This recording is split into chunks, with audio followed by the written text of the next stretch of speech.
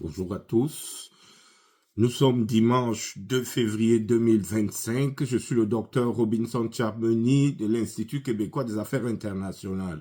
Et ce matin, je viens continuer la série que nous avons inaugurée il y a quelques semaines sur l'intégration économique africaine.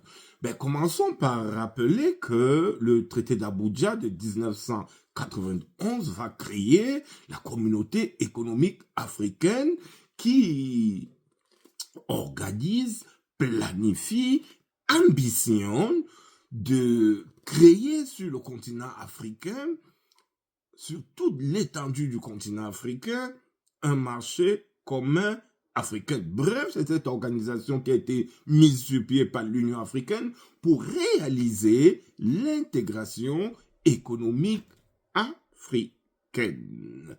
Les États-Unis d'Afrique au plan économique et commercial.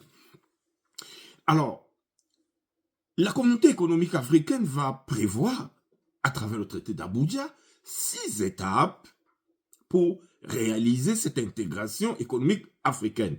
Et le but de cette vidéo, c'est simplement de présenter ou de rappeler les principales étapes qui ont été prévues pour atteindre l'objectif final, à savoir intégrer les économies africaines.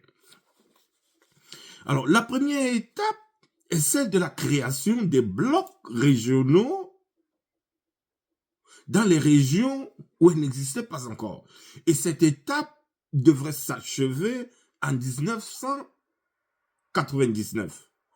À ce jour, c'est-à-dire en 2025, cette étape est déjà réalisée et nous avons présenté dans nos vidéos précédentes au moins 8 blocs régionaux. Rappelons quelques-uns: la CEAC ou CEMAC en Afrique centrale, la CEDEAO qui fait beaucoup parler d'elle en Afrique de l'Ouest, la SADC qu'on commence à entendre parler ces jours-ci, les États de l'Afrique de l'Est, la communauté des États de l'Afrique de l'Est ou l'Union du Maghreb arabe, entre autres. Autant de blocs régionaux qui ont été créés. Donc, l'étape 1 pour la réalisation de l'intégration régionale africaine est terminée.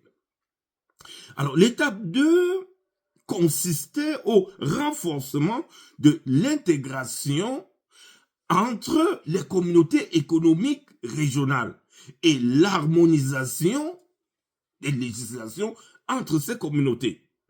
Et cette étape devrait être terminée en 2007. Là encore, on a un objectif atteint. Donc, l'étape 1 et l'étape 2 sont atteints. La troisième étape consistait en la création d'une zone de libre-échange et d'une union douanière dans chaque bloc régional. Alors, dans l'analyse, nous verrons la progression ou le niveau de réalisation de cet autre objectif. En réalité, il s'agit de 2 objectifs. Le premier, la création d'une zone de libre-échange dans chacun des 8 blocs régionaux africains que nous avons cités tantôt. Et deuxième objectif, la réalisation d'une union douanière dans chacun de ces 8 blocs. Et cet objectif devrait être réalisé en 2017. Quatrième étape, c'est la mise en place d'une union douanière à l'échelle continentale africaine,